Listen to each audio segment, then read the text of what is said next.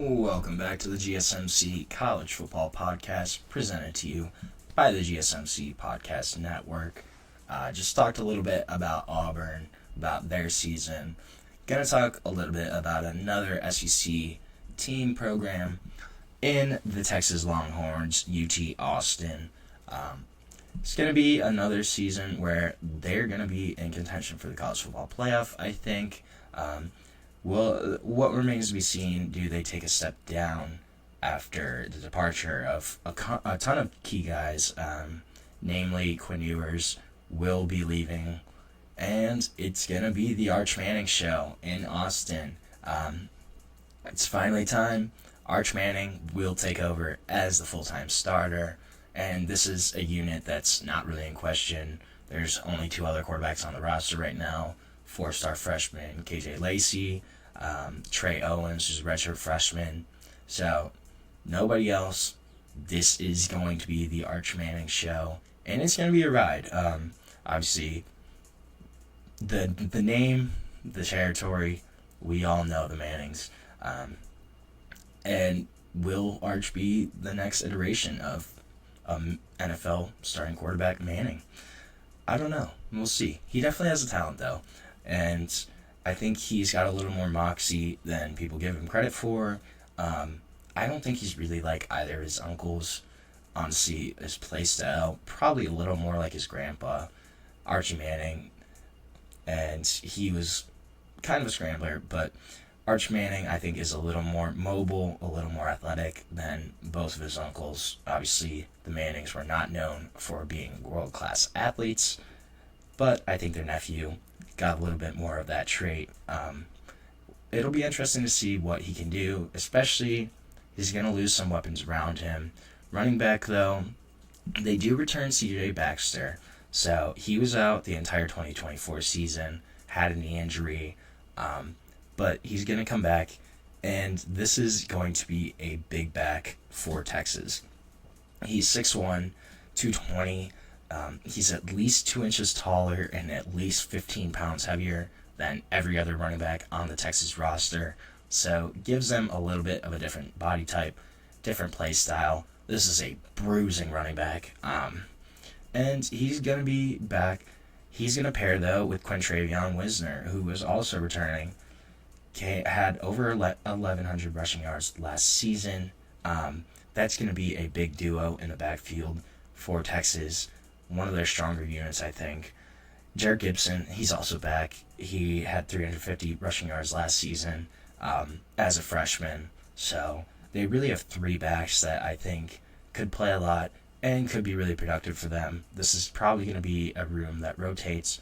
Going to be a little more running back by committee. Unless one of these guys kind of really takes over the show in the first couple weeks. I don't really see that happening. I think they'll probably rotate a little more. But still going to be a really fun unit.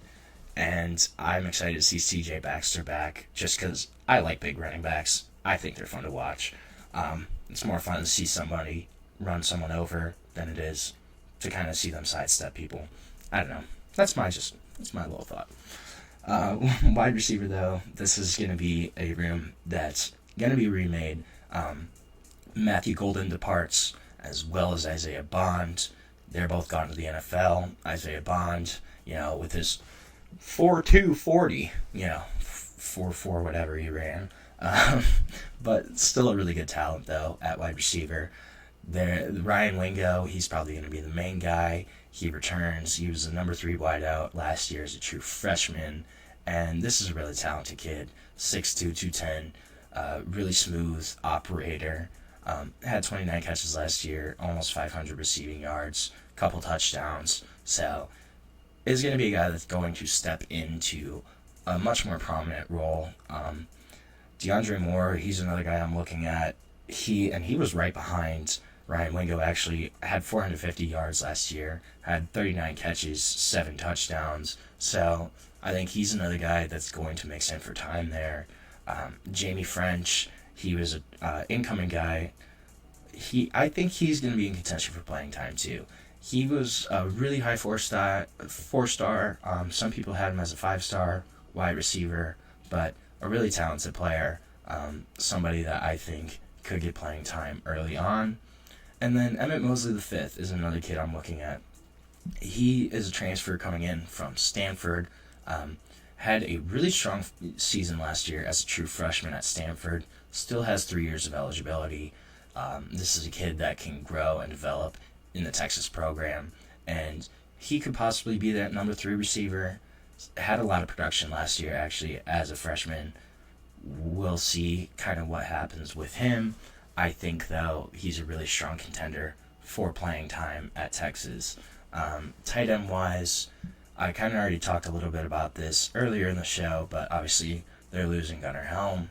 The big name here is going to be Jack Endries. How he takes over that role, will he be able to replace that production of Gunnar Helm and give Arch that safety blanket, that little target, just one you can dump off?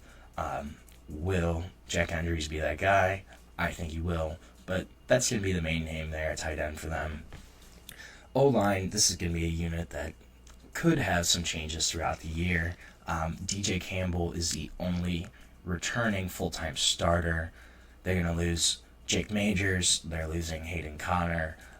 Calvin Banks could be a first-round pick in the NFL draft this year.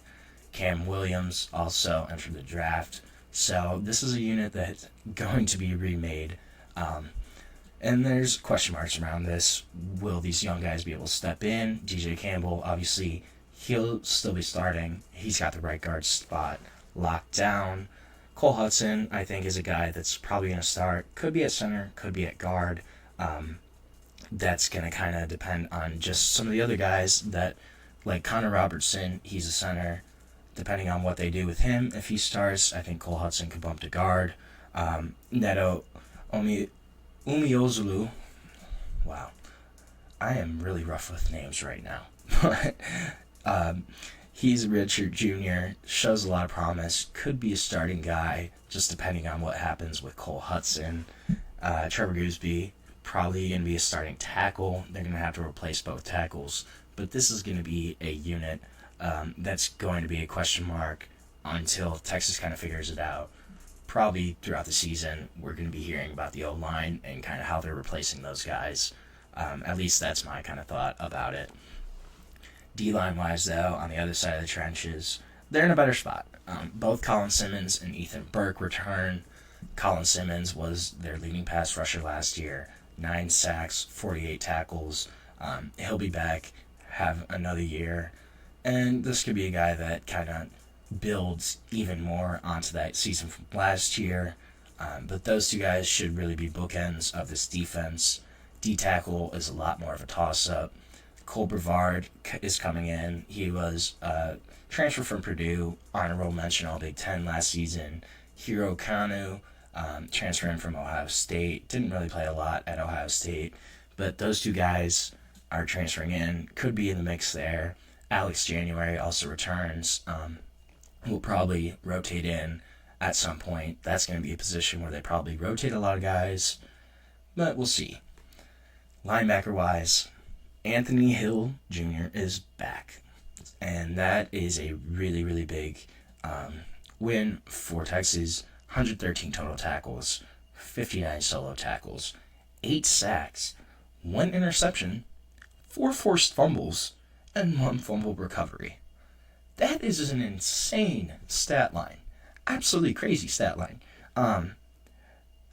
Yeah, I mean, I looked at it the first time and I was like, really? Really? 113 total tackles, and you had 8 sacks, and he forced 4 fumbles, and had an interception? It's unbelievable. So, but Anthony Hill is going to be the main guy there. Obviously, has a ton of range, has a lot of versatility, able to rush the passer, able to cover, able to make tackles, finish tackles. That's going to be their main guy at Texas. Trey Moore is going to be interesting. He's going to transition to the weak side linebacker spot after being more of an edge rusher. He was a former AAC Player of the Year at UT San Antonio. This is a guy that has a lot of pass rushing juice. Question mark is how well will he transition to kind of a more off-ball linebacker role. more playing in open space, playing in coverage. That's going to be the question mark with Trey Moore. I think it would be interesting to look at. Secondary-wise, Malik Muhammad is the headliner for me. I think he's one of the top cornerbacks in the country. There's going to be a lot of eyes on him this year, especially after the departure of Jahdae Barron. This is going to be Malik Muhammad's unit. It's his cornerback one spots to lock down. Jalen Gilbo, he's also going to play at some point, probably play more of a hybrid role. Could play safety, could play corner. Then there's a couple other guys, Jelani McDonald, Michael Tafe, Gordon Johnson-Rubel. They're all probably going to mix in for playing time there. It's going to be interesting to see who locks down that spot opposite of Malik Muhammad, but at least that one corner spot is locked down for sure. Schedule-wise for Texas, obviously week 1 against Ohio State at Ohio State. I think it's going to be a really interesting matchup. I'm not sure who honestly pulls that one out. I think it's going to come down to quarterback play. They're going to have 2 new starters on both sides of the ball for Texas and Ohio State. It's going to be interesting. I think it's going to come down to who plays better between Arch Manning and most likely Julian Sand, possibly Lincoln Keenholz. But besides that, I really don't think there's a lot of teams on this year's schedule that are going to give Texas a scare. One game I circled was October 4th. They have to go play at Florida in the Swamp. I think that's a possible trap game, depending on what's going on with DJ Lagway, how Florida's playing. I think they're a much better team program than people realize. That's going to be a game that I think could be a trap for Texas. And then, you have the big one, November 15th. They have to go to Athens, play in Sanford Stadium against the Georgia Bulldogs. And that's going to be a tough one. Again, Georgia's going to have a new quarterback too. So, kind of going to be a toss-up. We're just going to see how their seasons are going. But that's going to be another tough game for Texas to win. Then also, just rivalry weekend, they do have Texas A&M at home this year. I think that's big for them. But they should take care of business against Texas A&M. But I think this is a team that, again, is going to be in contention for the college football playoff. I think on the low end of projections, there may be an 8-4 team. I kind of doubt that. I think 9-3 probably. And then on the high end, it's very possible that they only lose one game or maybe none. I kind of doubt they run the table. I think they lose to either Ohio State or Georgia. But, it's very possible. But this is, again, going to be a team that we're going to have to look at. We're going to have to watch out for this upcoming season. And it's going to be all eyes on Arch Manning. We're going to see what he can do. Will he be the next generation of Manning superstars? We're going to have to find out. Right now, we're going to take another break on the show. When we come back, we're going to talk a little bit do a little mini mock draft. Talk a little bit about the draft and who I think is going where. So, we'll be back shortly on the GSMC College Football Podcast.